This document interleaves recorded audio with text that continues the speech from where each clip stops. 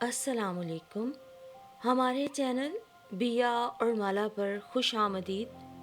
اگر آپ ہمارے اس چینل پر پہلی دفعہ آئے ہیں یا آپ نے ابھی تک سبسکرائب نہیں کیا تو بیا اور مالا کو سبسکرائب کرنا نہ بھولیے. میرا نام فاخرہ ہے. میں نے ایک متوسط گھرانے میں جنم لیا تھا. کوئی بہن نہیں تھی. بھائی بھی تینوں مجھ سے چھوٹے تھے. والد صاحب معمولی درجے کے ملازم تھے لیکن ان کی تنخواہ میں بآسانی گزارا ہو رہا تھا. میری امی کی شادی 16 سال کی عمر میں ہوئی تھی. وہ بہت اچھی تھی. بس ایک مسئلہ ان کے ساتھ تھا کہ انہیں ٹی وی دیکھنے کا بہت شوق تھا. وہ جلدی جلدی گھر کے تمام کام نمٹانے کے بعد ٹی وی دیکھنے بیٹھ جاتی تھی تو پھر اٹھنے کا نام نہ لیتی. سارے ڈرامے دیکھتی اور اگر موقع ملتا تو وی سی آر پہ انڈین فلمیں بھی دیکھ لیتی. میں ان دنوں چھوٹی سی تھی اور مجھے زیادہ شعور نہیں تھا. پھر بھی امی کے ساتھ ٹی وی دیکھتی تھی.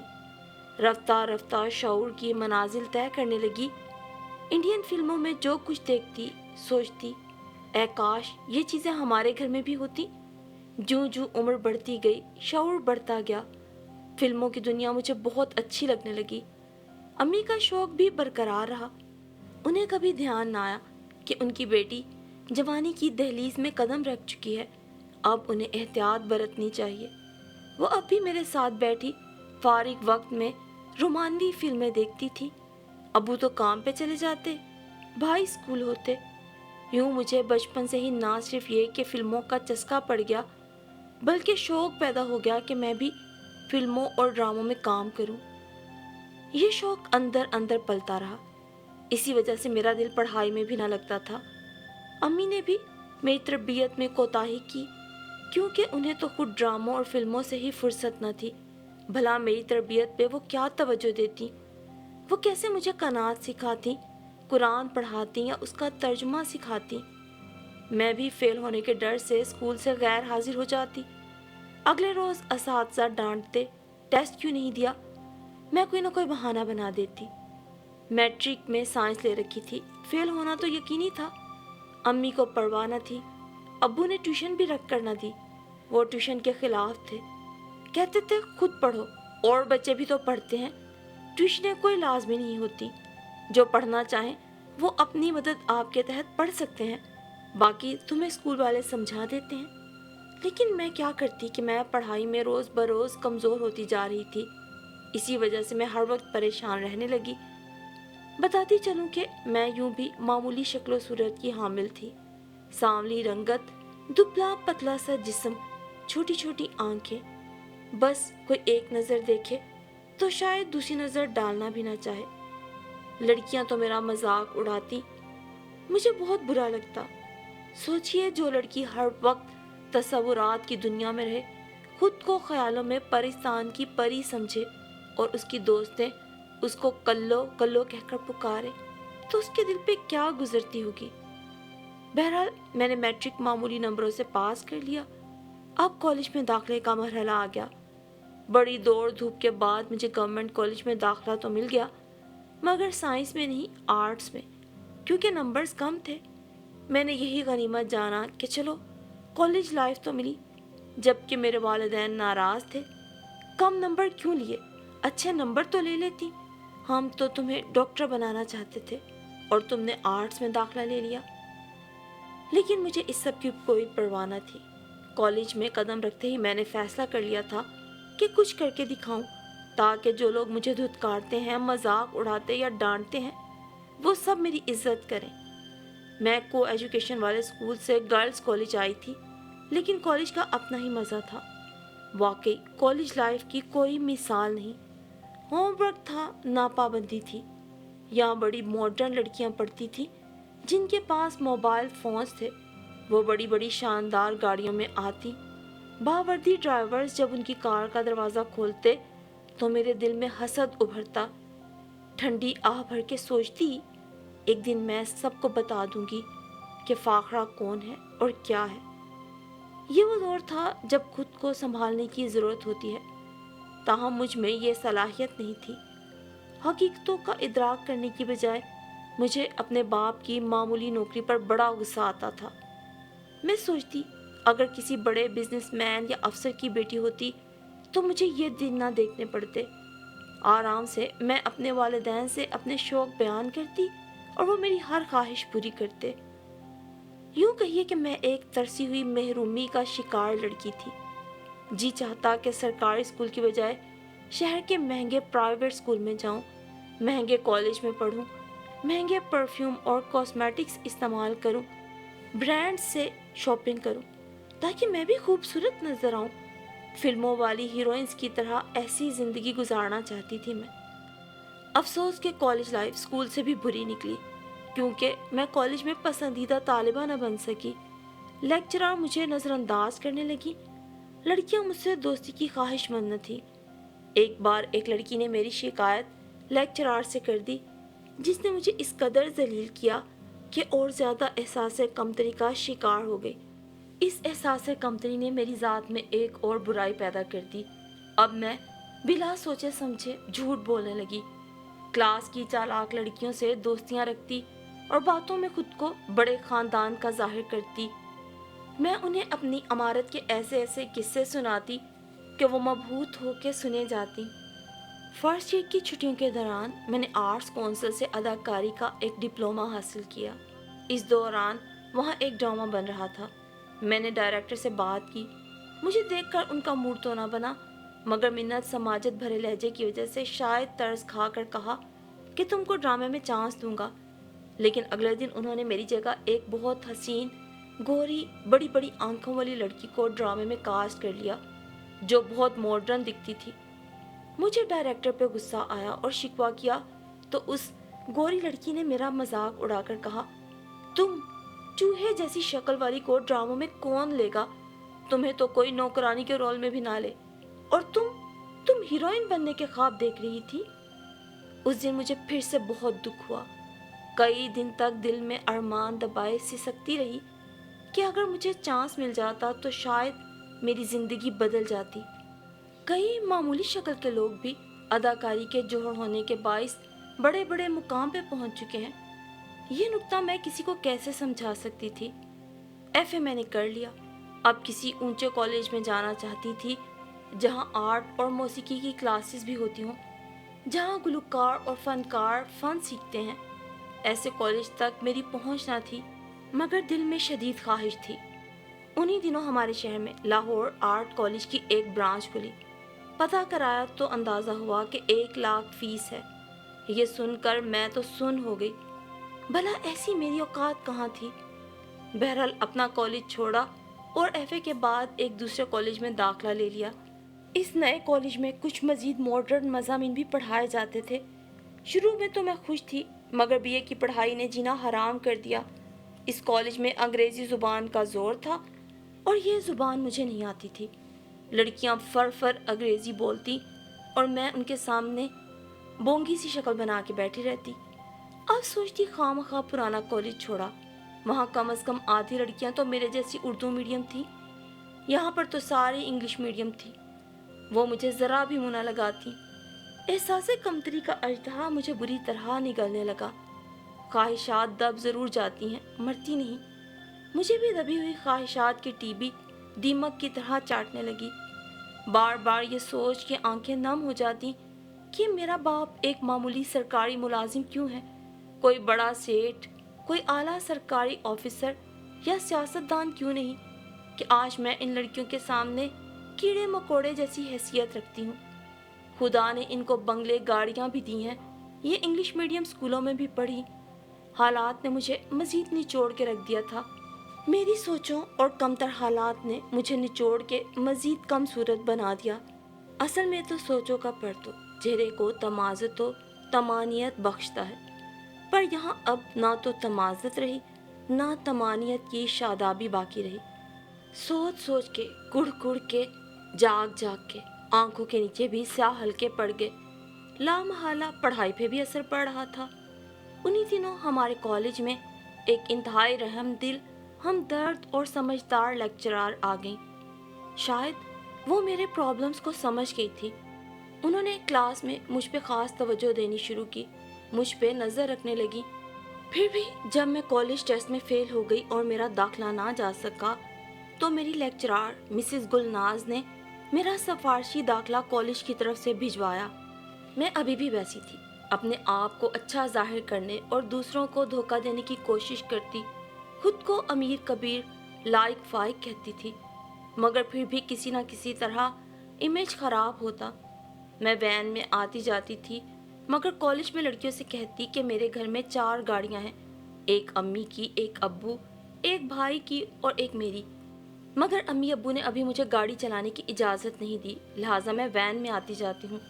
در حقیقت میرا گھر ایک ایسی جگہ تھا جہاں شریف اور حلال کمانے والے مڈل کلاس لوگ رہائش پذیر تھے۔ پھر امی اور میرے اصرار پر ابو نے بنگلہ ٹائپ مکان ڈھونڈنا شروع کر دیا۔ امی بھی اب ابو سے کہتی تھی کہ فاخرہ کی سہیلیاں اونچے گھروں کی ہے اور یہ ان کو شرم سے اس لیے گھر نہیں بلاتی کہ وہ اچھے کھاتے پیتے گھرانوں کی ہیں اور اچھے علاقوں میں رہتی ہیں۔ ہمارا علاقہ غریبوں کا ہے، بھلا وہ یہاں ان کو کیسے بلائے؟ اگر اچھے لوگ نہیں آئیں گے تو امیر گھرانے میں فاخرہ کا رشتہ کیسے ہوگا؟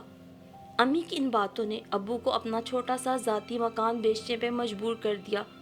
اب ابو نے ایک بنگلہ نما مکان ڈھونڈ تو لیا جو نسبتاً کم قیمت میں مل رہا تھا، لیکن وہاں پڑوس اچھا نہ تھا، یعنی وہاں ایک ایسی عمر رسیدہ عورت رہتی تھی جو کسی زمانے میں طوائف رہ چکی تھی۔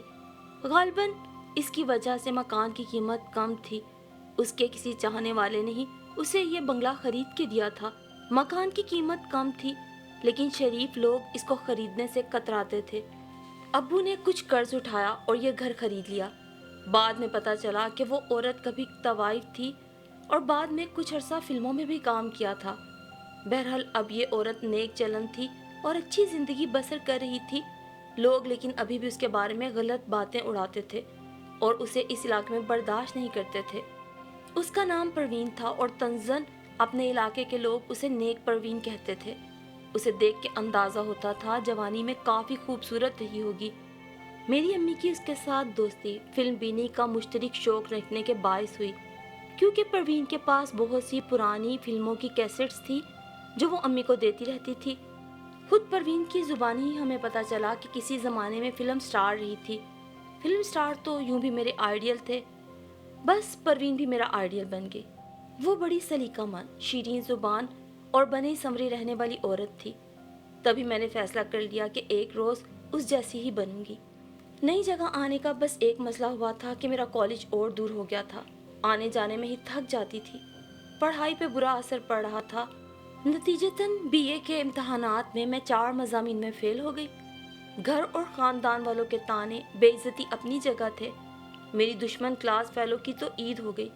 کچھ شریر لڑکیوں نے میرا موبائل نمبر ایک لڑکے کو دے دیا جو مجھے گھٹیا پیغامات بھجوانے کے ساتھ ساتھ فیل ہونے پر مبارکباد دیتا اور خوب ہنستا۔ فیل ہو جانے کے بعد میرا جینا 2 بھر ہوا تو دماغ کی کیفیت عجیب و غریب ہو گئی۔ تب ایک دن میں نے عجیب و غریب فیصلہ کر لیا، فلموں میں اداکاری کا فیصلہ۔ لاہور کے بارے میں بہت کچھ سن رکھا تھا، سوچا جا کر قسمت آزمانا چاہیے، سو میں قسمت آزمانے نکل گئی۔ روشنیوں کے شہر لاہور کے لیے ٹکٹ لے کر بس میں بیٹھ گئی، بغیر یہ سوچے کہ کہاں جا کر رہوں گی، بس جذبات کی جولانیاں مد نظر تھیں۔ گھر چھوڑنے سے پہلے گھر والوں کے نام خط میں واضح طور پہ لکھ دیا، یہ زندگی میری ہے اور میں اپنی باقی زندگی اپنی مرضی سے گزارنا چاہتی ہوں، مجھے تلاش کرنے کی کوشش نہ کی جائے۔ جب میں اپنے خوابوں تک پہنچ گئی تو خود ہی آپ سے رابطہ کر لوں گی۔ آج جو لوگ میری ناکامیوں پر میرا مذاق اڑاتے ہیں، کل کو میری کامیابیوں کے چرچے سن کے مجھ سے حسد کریں گے، لیکن آنے والے وقتوں میں آپ کی یہ بیٹی آپ کا نام روشن کر کے دکھائے گی۔ اف، کس قدر بے وقوف تھی میں۔ ایسا تو صرف فلمی دنیا میں ہوتا ہے، اصل زندگی میں ایسا کب ہوتا ہے؟ جب بس اڈے پہ رکی تو میں اتر کر رکشے میں جا بیٹھی۔ رکشے والے نے پوچھا کہاں جانا ہے؟ کہا کہ یہاں قریب ہی جانا ہے، سیدھے چلتے چلو، آگے بتا دوں گی۔ یوں میں کبھی ادھر کبھی ادھر اسے گھمانے لگی۔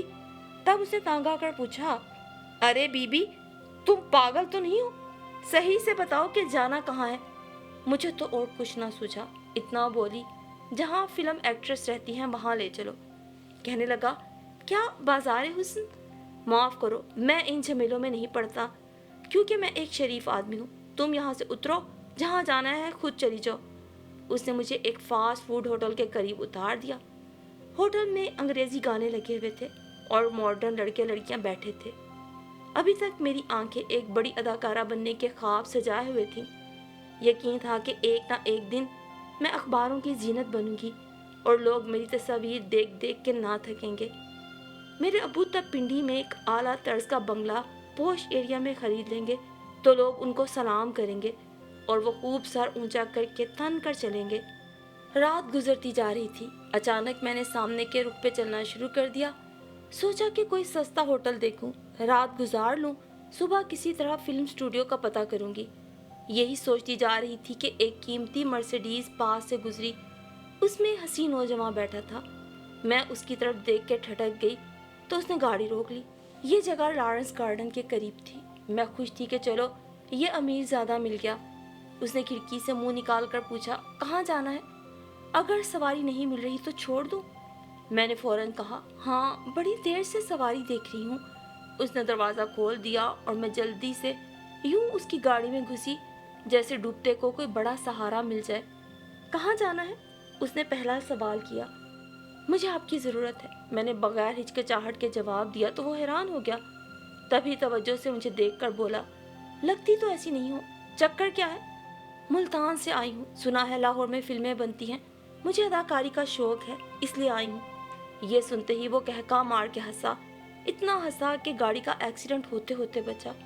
मेरी सूरत देखकर उसको मेरी बात का यकीन आ गया था, क्योंकि एक छोटा सा सफरी बैग भी मेरे साथ था। बहरहाल वो मुझे घर ले आया और अपनी प्यारी सी बीवी को सारा अहवाल सुनाया। वो पहले तो हंसने लगी, फिर संजीदा हो गई और मुझे समझाने लगी। तब मुझे गुस्सा आया कि ये लोग क्यों मुझ पे हंस रहे हैं। मैंने ऐसा कौन सा लतीफ़ा सुना दिया? मेरा मूड ऑफ देखकर वो बोली, शुक्र करो फाखरा कि तुम गलत हाथों में नहीं पड़ी। मेरे शोहर जुनेद एक नेक इंसान है। रात की इस पहर तुम्हें तन्हा सड़क पे देखा तो तुम्हारी मदद को आए, वरना अभी तक तुम्हारा जो हाल हो जाता तुम किसी को बताने काबिल ना होती। दोनों मियाँ बीवी फिर काफ़ी देर तक मुझे समझाते रहे कि इस तरह फिल्म स्टार नहीं बनते, इज्जत ज़रूर मिट्टी में मिल जाती है। अगर बन भी जाओ फिल्म स्टार ठोकरें खा खा के तो जिंदगी तो अच्छी मिल जाएगी, इज्जत फिर भी नहीं मिलेगी। शराफत ही एक औरत का असल जेवर है। अदाकारा बनकर औरत को बहुत कुछ मिल जाता है, मगर सुख चैन इज्जत सब गंवा देती है। उन्होंने प्यार से बातें की, खाना दिया और उनकी बातों ने मेरे दिल में जगह बना ली। मैंने तो अपनी शनाख्त छुपाने के लिए झूठ बोला था कि मेरे वालिदैन के इस दुनिया से चले जाने के बाद मेरा कोई वाली वारिस नहीं है, क्योंकि मैं उन्हें अपने वालिदैन के बारे में बताकर दोबारा से उस जहन्नुम में नहीं जाना चाहती थी।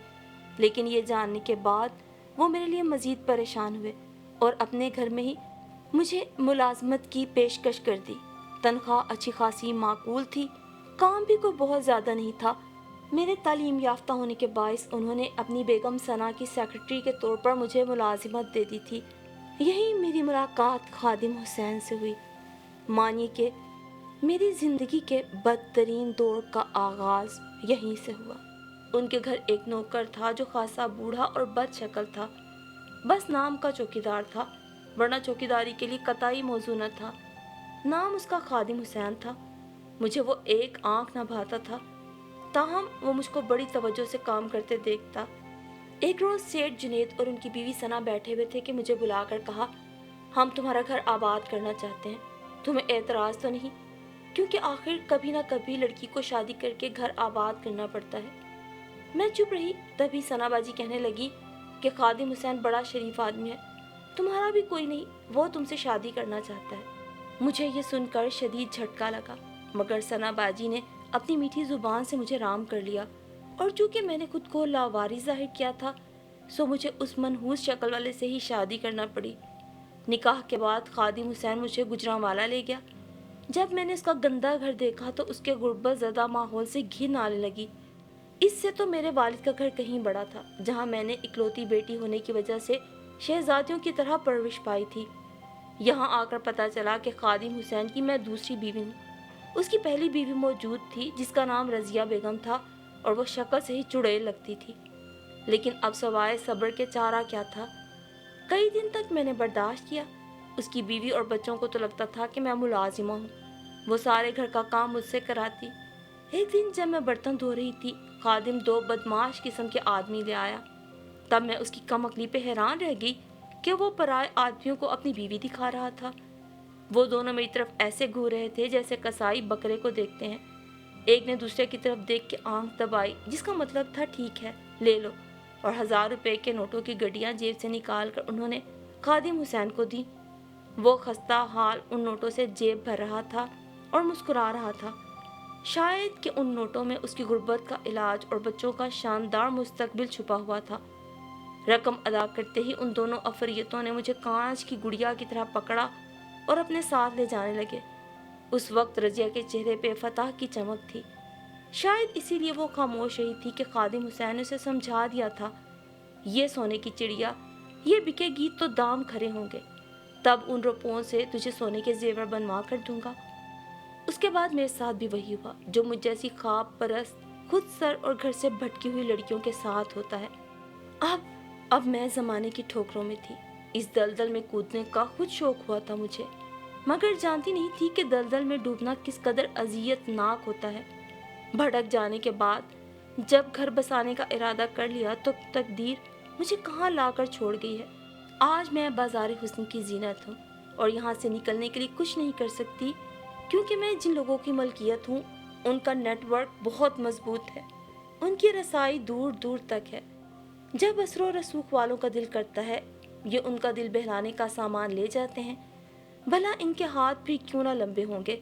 बड़े बड़े सियासतदान ब्यूरोक्रेट्स की महफिलों की रौनक की हम जैसी बदकिस्मत लड़कियों को बनाते हैं। मुझे अपना घर और अपना बचपन बहुत याद आता है, मगर अब मैं कुछ नहीं कर सकती। यहाँ मेरा कोई हमदर्द गमगुसार नहीं है। मैं लाहौर में जहाँ जाना चाहती थी, किस्मत ने मुझे वहाँ तो ना पहुँचाया, फिल्म स्टूडियो की बजाय कहीं और पहुँचा दिया। यहाँ के बासियों ने मेरा नाम, मेरी शनाख्त तक मुझसे छीन ली। वो मुझे सोहा के नाम से पुकारते हैं। मैं खुद भी अपना नाम, अपनी वल्दियत भूल जाना चाहती हूँ। अक्सर तन्हाई में खुद से पूछती हूँ कि मुझे फाखरा से सोहा किसने बनाया, तकदीर ने या खुद मेरी अपनी अंधी ख्वाहिशात ने। मैं सितमज़दा और मजलूम हूँ या ख्वाहिशात की पुजारन, मुझे बहुत अच्छे से समझ आ चुका है। लेकिन अपनी कहानी के ज़रिए मैं अपनी जैसी तमाम आम शक्लो सूरत की बड़े बड़े ख्वाब देखने वाली एहसास कमतरी में मुब्तला लड़कियों को ये सबक देना चाहती हूँ कि इन तमाम गलत ख्यालात की मंजिल बदतरीन है।